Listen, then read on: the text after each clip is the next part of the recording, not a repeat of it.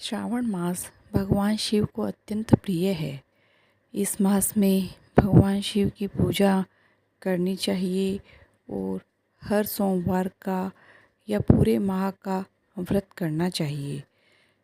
श्रावण मास महात्म के प्रथम अध्याय का आज हम श्रवण करेंगे।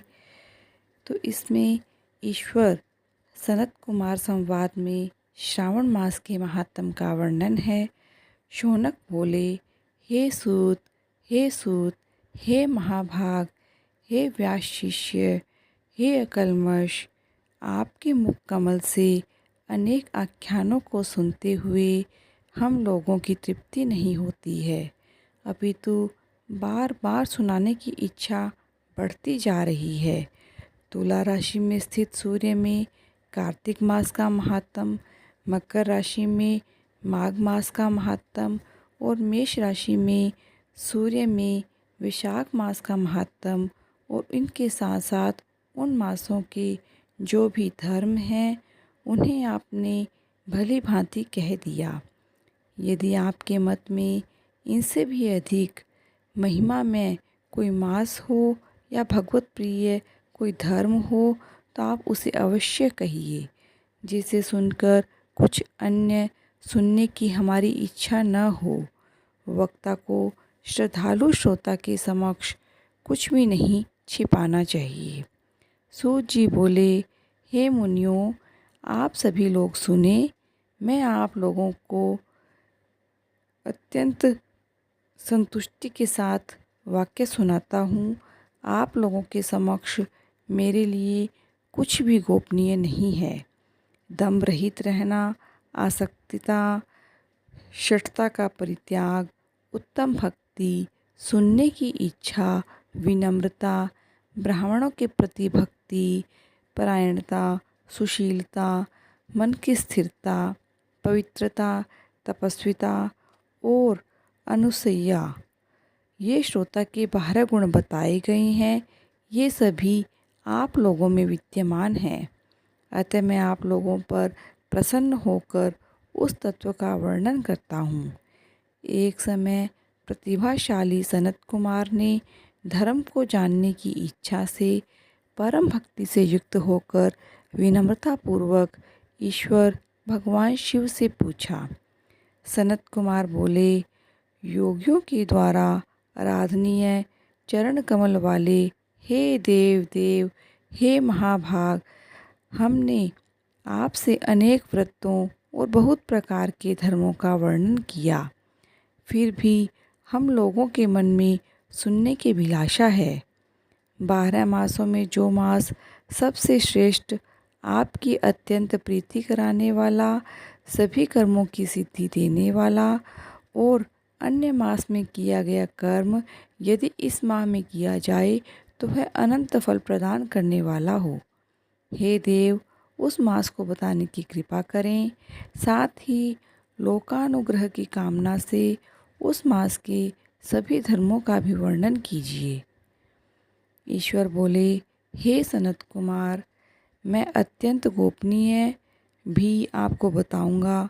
हे सुव्रत, हे विधि नंदन, मैं आपकी श्रवणा इच्छा और भक्ति से प्रसन्न हूँ। 12 मासों में श्रावण मास मुझे अत्यंत प्रिय है। इसका महात्म सुनने योग्य है, अतः इसका श्रवण करना चाहिए। इस मास में श्रवण नक्षत्र युक्त पूर्णिमा होती है, इस कारण से भी इसे श्रावण मास कहा गया है।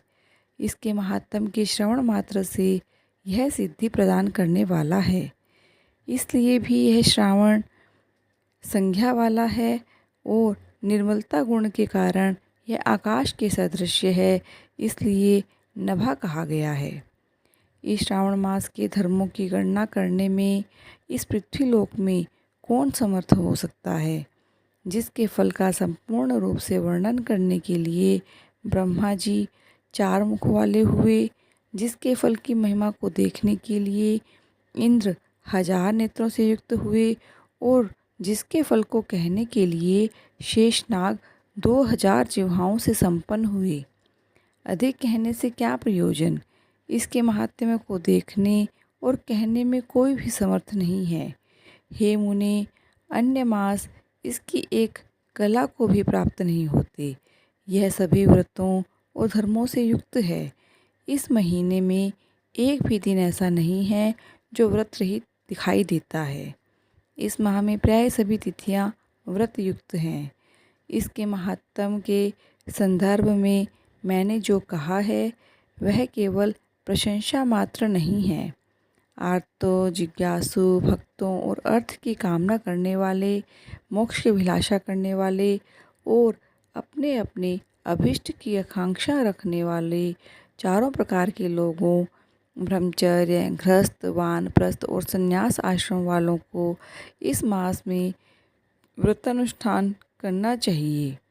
सनत कुमार बोले, हे भगवान, हे सत्तम, आपने जो कहा कि इस मास में सभी दिन तिथियां व्रत रहित नहीं हैं, तो आप मुझे उन्हें बताएं कि किस तिथि में और किस दिन में कौन सा व्रत होता है, उस व्रत का अधिकारी कौन है, उस व्रत का फल क्या है और किस प्रकार से उस व्रत को किया जाए, उसके उद्यापन की विधि क्या है, प्रधान पूजन कहाँ हो और जागरण करने की क्या तिथि है, उसका देवता कौन है, उस देवता की पूजा कहाँ होनी चाहिए, पूजा सामग्री क्या क्या होनी चाहिए और किस व्रत का कौन सा समय होना चाहिए। हे प्रभु, वह सब आप मुझे बताएं। यह मास आपको प्रिय क्यों है, किस कारण यह पवित्र है, इस मास में भगवान का कौन सा अवतार हुआ, यह सब मासों में श्रेष्ठ कैसे हुआ, इस मास में कौन कौन धर्म अनुसंधान के योग्य हैं। हे प्रभु, यह सब बताएं। आपके समक्ष मुझ अज्ञानी का प्रश्न करने में कितना ज्ञान हो सकता है, अतः आप संपूर्ण रूप से बताएं। हे कृपालो, मेरे पूछने के अतिरिक्त भी जो जो शेष रह गया हो उन्हें कभी लोगों के उद्धार के लिए कृपा करके बताएं। रविवार, सोमवार, भोमवार, बुधवार, बृहस्पतिवार, शुक्रवार और शनिवार के दिन जो करना चाहिए, हे विभो, वह सब मुझे बताइए। आप सबके आदि के आविर्भूत हुए हैं, अतः आपको आदिदेव कहा गया है। जैसे एक की विधि बाधा से अन्य की विधि बाधा होती है, वैसे ही अन्य देवताओं के अल्प देवत्व के कारण आपको महादेव माना गया। 3 देवताओं के निवास स्थान पीपल वृक्ष में सबसे ऊपर आपकी स्थिति है। कल्याण रूप होने के कारण आप शिव हैं और पाप समूह को हरने के कारण आप हर हैं। आपके आदिदेव होने में आपका शुक्ल वर्ण प्रमाण है, क्योंकि प्रकृति में शुक्ल वर्ण ही प्रधान है, अन्य वर्ण विकृत हैं।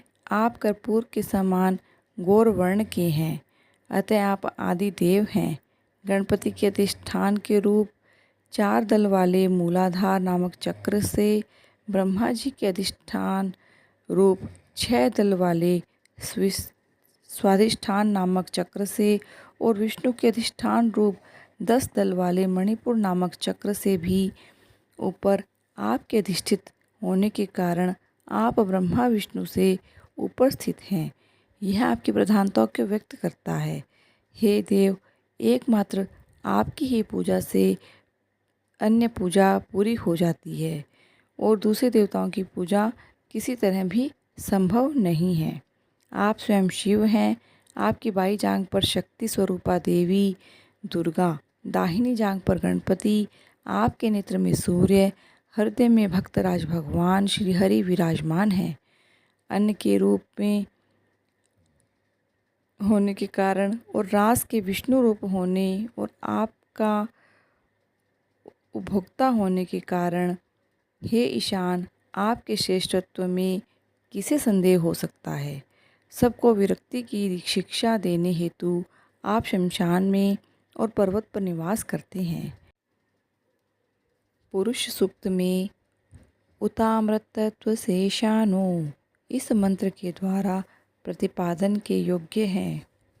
ऐसा महर्षियों ने कहा है। जगत का संहार करने वाले हलाहल को गले में किसने धारण किया? महाप्रलय की कालाग्नि को अपने मस्तक पर धारण करने में कौन समर्थ था? संसार रूप अंधकूप में पतन के हेतु कामदेव को किसने भस्म किया? आप ऐसे हैं कि आपकी महिमा का वर्णन करने में कौन समर्थ है? एक तुच्छ प्राणी मैं करोड़ों जन्मों में भी आपके प्रभाव का वर्णन नहीं कर सकता।